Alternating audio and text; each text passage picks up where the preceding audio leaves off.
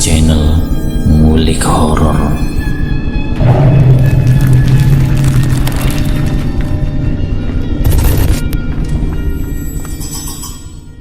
Assalamualaikum warahmatullahi wabarakatuh.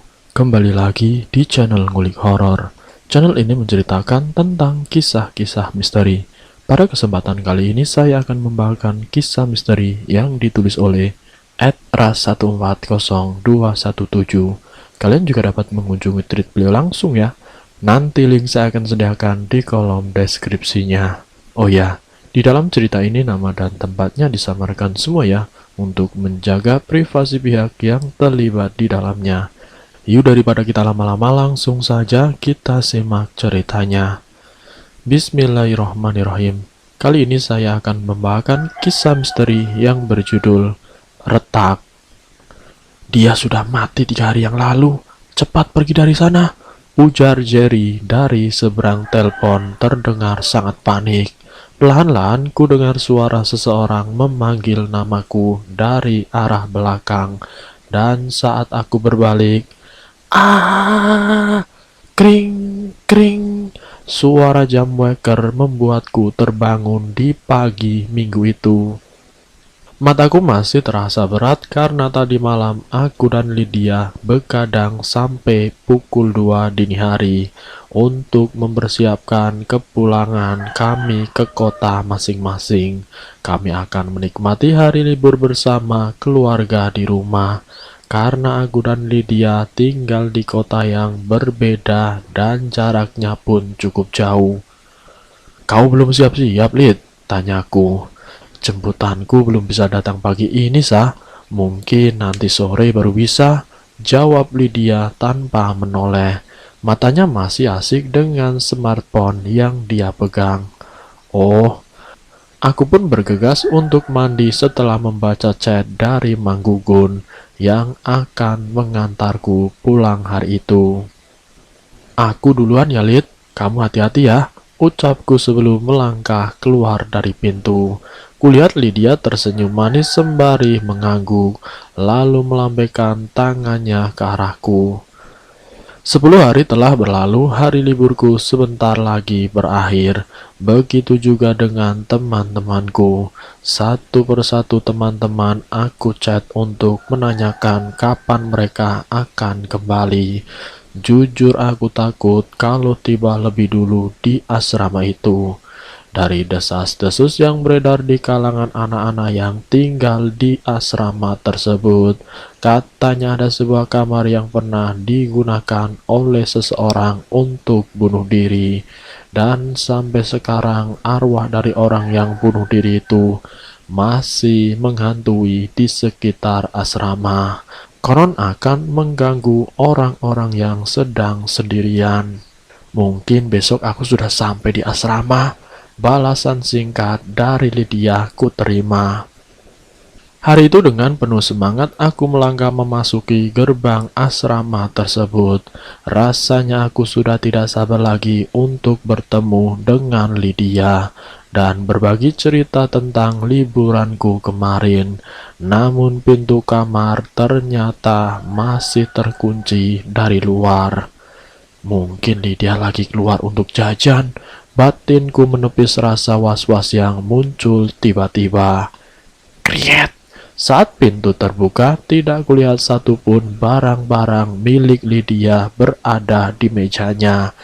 Yang berarti mungkin saja Lydia belum sampai di asrama itu. Jangan-jangan Lydia membohongiku, gumamku dengan diiringi detakan jantung yang semakin tidak beraturan. Aku masih menunggu Lydia ketika gelap mulai menyelimuti asrama.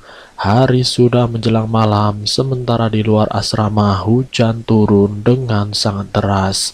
Aku menyembunyikan tubuhku di balik selimut. Tanganku erat memegang kalung yang aku kenakan. Mataku benar-benar tidak mau terpejam sedikit pun. Apalagi ketika jam mulai berbunyi yang menandakan sudah pukul 12 malam. Ting, ting, ting. Suaranya nyaring dan terdengar menakutkan. Setelah jam itu berhenti berdenting, terdengar suara-suara langkah kaki dari arah luar kamar. Suara beberapa orang yang sedang mengobrol terdengar jelas dari balik selimutku. Apa ini? Apa orang-orang sudah kembali? Batinku sembari mulai memberanikan diri untuk membuka selimut.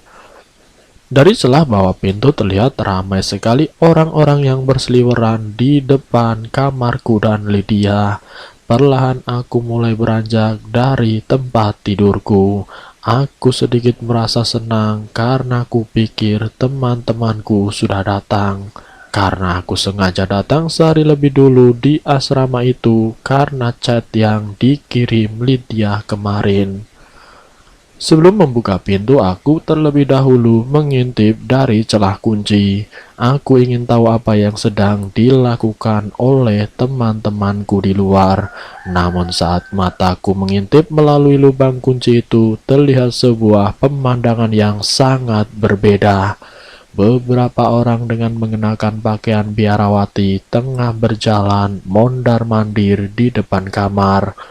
Wajah mereka terlihat pucat dan langkahnya pun nampak sangat kaku. Ketika salah satu di antara orang-orang yang mengenakan pakaian biarawati itu menoleh ke arah lubang kunci, aku lantas mundur. Nafasku tiba-tiba terasa sangat sesak. Suara ketukan di luar membuatku semakin ketakutan. Aku menangis dalam diam. Rasa takutku benar-benar sudah sampai pada tahap akhir kala itu. Tling! Sebuah notifikasi chat muncul di HP-ku. Kuharap kamu belum sampai di asrama, Sah, karena aku batal berangkat hari ini, dikarenakan ibuku sakit, ujar isi chat Lydia. Tanganku begitu gemetar ketika mulai terdengar rintihan dari arah luar yang terus-terusan menggedor-gedor pintu kamar. Secara acak ku tekan nomor yang ada di daftar kontakku. Tut, tut, tut. Halo, kenapa, Sah? Tanya suara dari seberang telepon. Tolong, tolong, tolong aku. Aku sekarang di asrama. Ada seorang di luar yang berusaha membuka pintunya. Aku takut, tolong aku. Isak tangisku pecah. Sarewa, kamu tenang dulu. Kunci pintunya dan halangi dengan meja atau kursi agar orang itu tidak bisa membukanya. Aku akan menelpon polisi, ujar suara dari seberang telepon. Dengan tangan dan kaki yang gemetar karena ketakutan, aku berusaha menggeser meja belajar kami untuk menahan pintu yang masih saja digedor-gedor dari luar. Saat pintu sudah berhasil dihalangi dengan meja belajar, aku lantas mencari-cari sesuatu untuk melindungi diriku dari kemungkinan buruk yang akan terjadi. Tiba-tiba dari bawah celah pintu terlihat darah segar merembes masuk. Bau amis darah seketika memenuhi ruangan. Pergi, jangan coba-coba untuk masuk, teriakku dengan suara bergetar. Hihihihi. Suara tawa terdengar menggema. Angin dingin berhembus di dalam ruangan kamarku. Angin yang entah dari mana datangnya. Bahkan salib yang terpajang di dinding bergerak-gerak dengan sendirinya. Tangisku semakin kencang ketika cermin rias yang sering kami gunakan itu tiba-tiba saja retak dengan sendirinya. Pergi, teriakku. Gumpalan asap berwarna kuning kehitaman muncul dari sudut plafon. Aku duduk meringkuk sambil menutup wajahku dengan tangan. Ketika itu tiba-tiba terasa sebuah tangan yang sangat dingin menyentuh pundakku. Aku pun langsung ambruk dengan tubuh yang sangat lemas. Keesokan harinya aku terbangun di ruang bercat putih. Di sana juga ada kedua orang tuaku yang nampak cemas. Kau menelponku kemarin malam, Sah? makanya aku langsung menghubungi orang tuamu, ujar Tika, salah satu temanku waktu di SD dulu. Rupanya malam itu Tika langsung menelpon orang tuaku. Lalu orang tuaku menelpon salah satu pengurus asrama untuk meminta mereka mengecek keadaanku. Dan malam itu juga mereka langsung berangkat menuju asrama. Mereka menemukanku sudah tergeletak di lantai dengan keadaan tidak sadarkan diri. Dari pengakuan penjaga asrama, beliau rupanya tidak tahu kalau aku sudah datang ke asrama lebih awal karena memang teman-temanku baru datang hari ini.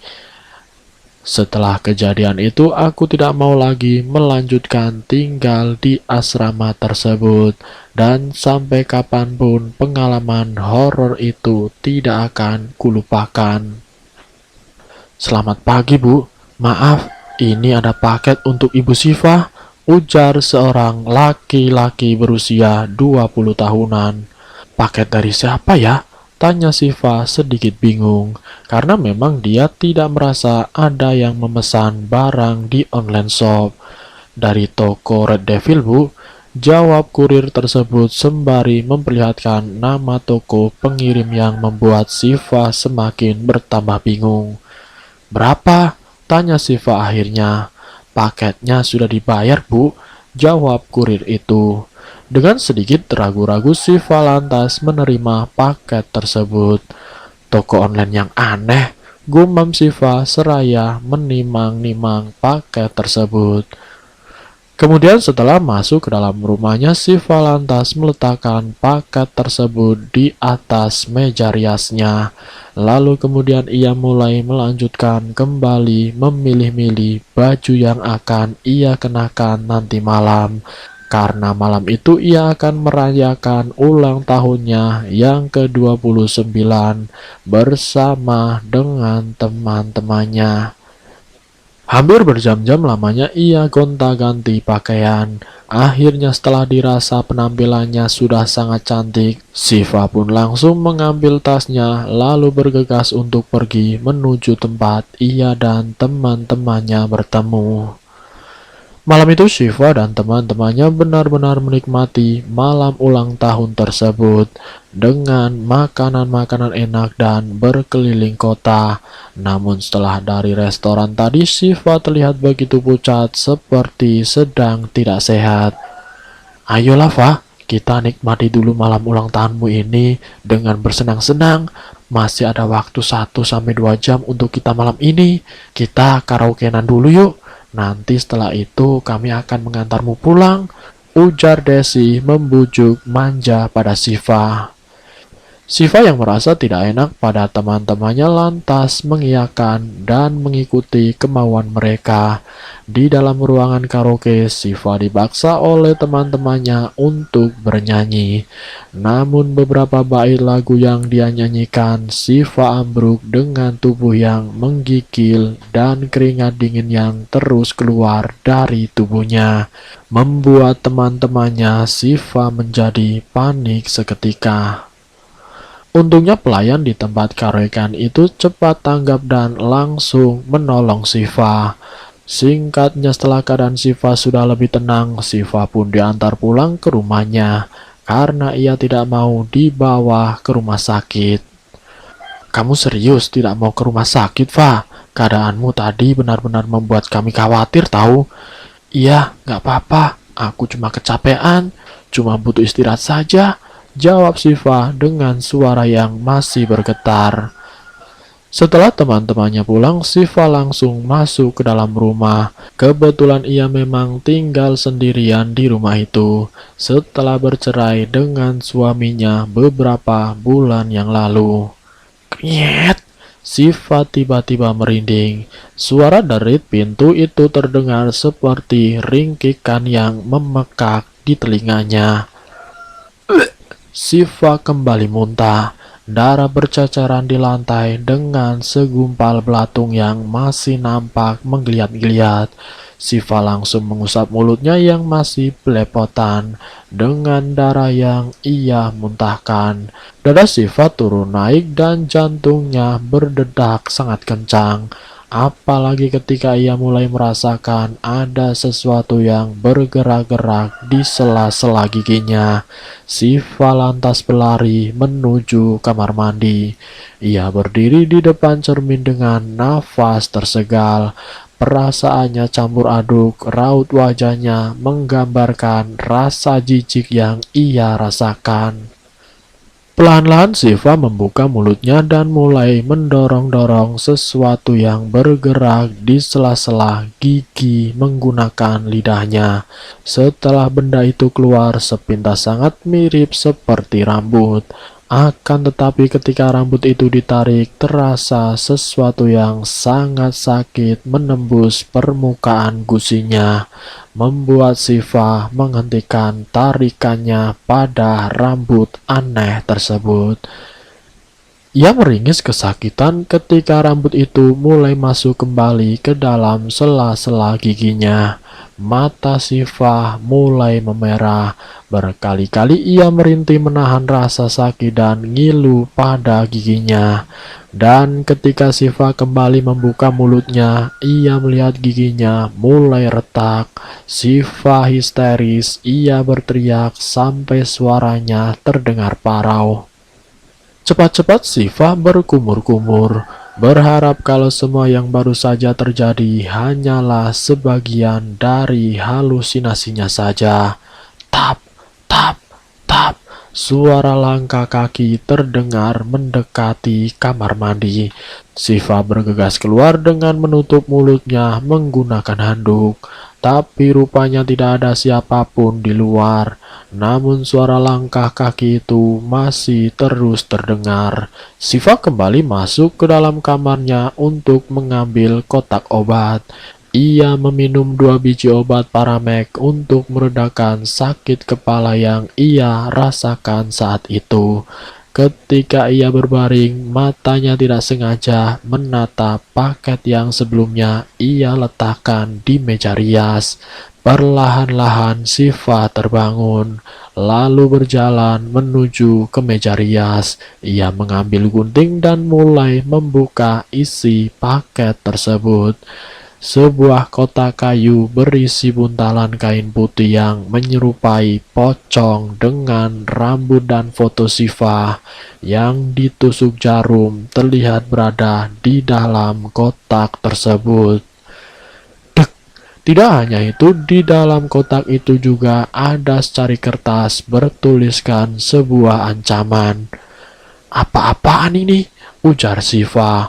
Bersamaan dengan itu terdengar benda jatuh dari atas atap, diiringi dengan suara teriakan yang memekak. Dengan tangan gemetar Siva meraih smartphone-nya lalu menelpon Desi. Halo Desi, ada seseorang yang mengancamku. Sepertinya aku disantet Des, cepat kemari, tolong aku, ujar Siva terbata-bata. Tapi telepon itu terputus begitu saja. Siva memegangi kepalanya, ia menangis sesegukan. Tirai-tirai jendela bergerak seperti ada angin kencang yang berhembus di dalam rumah tersebut. Siva semakin ketakutan ketika ia mulai melihat sosok-sosok menyeramkan di sekitarnya. Salah satu sosok kepala besar dengan tubuh kerdil itu menatapnya dengan lekat. Air liur menetes dari mulutnya. Juga tercium aroma gosong di ruangan tersebut. Siva yang sudah lemas hanya bisa pasrah ketika makhluk itu mulai mendekatinya. Namun belum sempat sosok menyeramkan tersebut mendekat, dari arah pintu terlihat seorang laki-laki muncul dan langsung menuju ke arah sosok menyeramkan tersebut. Auzubillahiminasyaitonirrajim. Bismillahirrahmanirrahim. Allahu Akbar. Dalam sekelip mata, sosok-sosok yang tadi nampak ramai terlihat di ruangan itu menghilang secara bersamaan. Kamu tidak apa-apa? Tanya laki-laki itu pada Siva. Laki-laki itu adalah Ahmad Husairi, salah satu teman kerja Siva yang terkenal pendiam. Dia tinggal tepat di sebelah rumah Siva. Laki-laki itu mengambil botol air mineral dari dalam tasnya. Ini, kamu minum dulu. Maaf kalau aku lancang menerobos masuk dalam rumahmu, karena aku khawatir terhadapmu. Setelah tadi aku melihat banyak aktivitas lain di rumah ini, ujar Ahmad Husairi. Air dingin itu terasa panas ketika melewati tenggorokan. Namun setelah minum air itu, Siva merasa sedikit lebih enakan. Ada seseorang yang berbuat jahat padamu, ujar Ahmad Husairi. Siapa? Tanya Siva. Orang yang cukup rapat denganmu, jawab Ahmad Husairi. Siva mengerutkan keningnya, ia tidak bisa menebak siapa orang yang dimaksud oleh Ahmad Husairi. Itu apa? Tanya laki-laki itu melihat kotak yang berisi pocongan kecil. Siva menggeleng, ia tidak tahu bagaimana menjelaskannya, karena Siva memang awam dengan hal-hal seperti itu. Aku tidak tahu maksud benda-benda itu apa, tapi yang jelas ada surat ancaman yang kutemukan di situ, dan aku merasa kalau ancaman itu benar adanya, jawab Siva. Ayo, ujar Ahmad Husairi seraya menarik tangan Siva. Kemana? Aku masih lemas, ujar Siva. Namun Siva tidak bisa menolak ajakan laki-laki itu yang membawanya entah kemana di tengah malam yang semakin dingin tersebut. Singkat cerita, mereka sampai di sebuah rumah yang terbuat dari kayu ulin. Beberapa saat mengetuk pintu, keluarlah seseorang laki-laki parubaya dengan rambut yang sudah memutih. Tanpa banyak bicara, ia langsung mempersilahkan keduanya masuk. Setelah melihat sepintas pada Siva, Siva merasakan rasa mual yang sangat amat menyiksa ketika baru beberapa langkah masuk ke dalam rumah tersebut, hingga akhirnya ia tidak tahan lagi dan memuntahkan semua isi perutnya ke lantai rumah. Ueh. Kali ini muntahnya bukan lagi darah dan belatung, melainkan air yang sangat banyak. Sesaat setelah muntah, Siva terduduk lemas. Perlahan-lahan semuanya menjadi gelap gulita. Bangun-bangun dia sudah berada di rumah sakit dengan ditemani oleh Ahmad Husairi yang duduk di samping ranjang rumah sakit. Ah, tubuhku rasanya sakit sekali, ringis Siva. Insya Allah kamu sudah bebas dari penyakit kiriman orang yang menginginkan kamu mati, Fa. Tapi mulai sekarang, kamu harus lebih berhati-hati lagi ya. Jangan terlalu percaya dengan orang-orang yang kau anggap baik, ucap Ahmad Husairi sembari tersenyum. Maksudmu, dengan siapa aku harus berhati-hati? Tanya Siva. Siapa orang terakhir yang kau mintai tolong? Ujar Ahmad Husairi balik bertanya, yang membuat Siva mengerutkan alisnya. Desi, maksudmu Desi yang melakukan ini semua padaku? Tanya Siva tidak percaya. Ahmad Husairi pun menggeleng. Tepatnya Desi dan mantan suamimu. Kau pasti tidak tahu kan dengan siapa suamimu berselingkuh waktu itu? Ujar Ahmad Husairi. Ya, memang aku tidak tahu dan tidak mau tahu tentang selingkuhannya, tapi aku masih tidak mengerti arah perkataanmu. Coba jelaskan, jangan dibuat teka-teki, ujar Siva setengah memaksa. Kalau kau ingin tahu orang ketiga dalam rumah tanggamu dulu, itu adalah Desi. Desilah orangnya. Tidak ku jelaskan pun, kau pasti tahu alasan mereka mengirimkan hadiah hitam di hari ulang tahunmu itu, ujar Ahmad Husairi. Tidak mungkin. Aku sama sekali tidak percaya, gumam Siva. Aku pun tidak memaksa kau untuk menelan bulat-bulat perkataanku, tapi alangkah baiknya kalau kau berhati-hati. Baiklah, kurasa kau sudah lebih mendingan sekarang. Aku pamit pulang dulu, ujar Ahmad Husairi sembari beranjak. Siva termenung memikirkan perkataan Ahmad Husairi. Tapi dari mana dia tahu sampai sedetil itu tentang rumah tangganya? Apa jangan-jangan selama ini laki-laki itu yang memata-matainya? Sampai Siva keluar dari rumah sakit pun Desi tidak pernah menjenguknya. Dan karena itulah Siva semakin yakin dengan apa yang dikatakan oleh Ahmad Usairi tempo hari. Selama ini kau memata-mataiku, tanya Siva pada Ahmad Usairi yang sedang makan di kantin. Maksudmu? Tanya balik Ahmad Usairi. Dari mana kau tahu semua hal tentang rumah tanggaku dengan sebegitu detail? Ujar Siva. Ahmad Usairi menaruh sendok dan garpu yang dipegangnya. Lalu ia menarik nafas panjang sembari menatap Siva. Ya, aku memang memata-matai kamu. Karena sejak awal jauh sebelum kau menikah dengan laki-laki itu, aku sudah lebih dulu menyukaimu. Makanya ketika aku melihat suamimu bersama Desi waktu itu, aku langsung mencari cara agar kau mengetahui perselingkuhan mereka. Tapi rupanya kau tidak menyadari yang mana teman dan lawan. Kau malah semakin akrab dengan perempuan itu, perempuan yang sudah menghancurkan rumah tanggamu dan menusukmu dari belakang.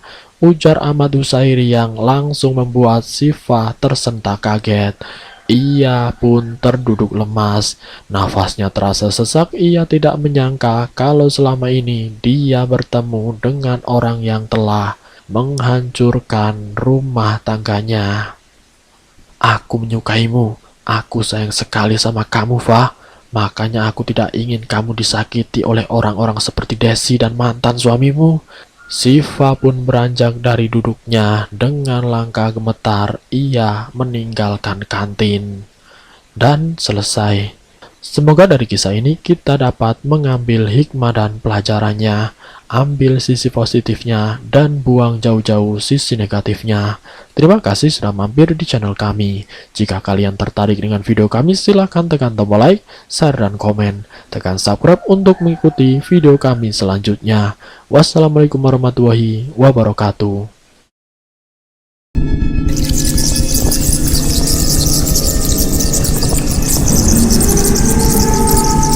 Selamat datang di channel Ngulik Horor.